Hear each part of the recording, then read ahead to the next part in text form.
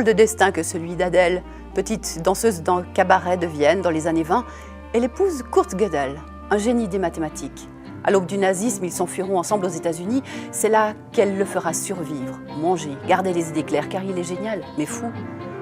À Princeton, le paradis des scientifiques de l'époque, on l'ignore superbement ces petites victoires quotidiennes. Alors elle se vengera. Devenue âgée, elle séquestrera les archives du savant, jusqu'au jour où Anna, une jeune documentaliste, s'approche d'elle pour l'amadouer. « Occupe-toi des détails, m'avait-il dit. Je l'ai laissé s'affoler et câbler à tous les vents pour réclamer les frais d'un deuxième billet.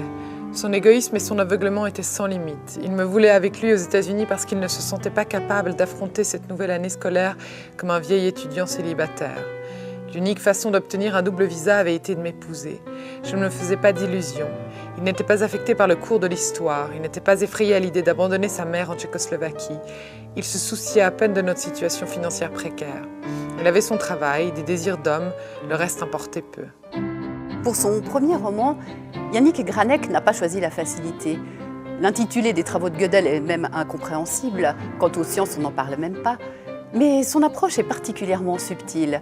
En opposant ces deux femmes, la vieille aigrie à qui on n'a jamais rendu hommage, et la jeune, une espèce de vieille fille en devenir qui n'a pas beaucoup de projets, sauf celui d'extraire les archives, elle crée des dialogues tour à tour agressifs, cocasses. Elle crée surtout une amitié. Et petit à petit, les petites victoires se répartissent entre les deux camps.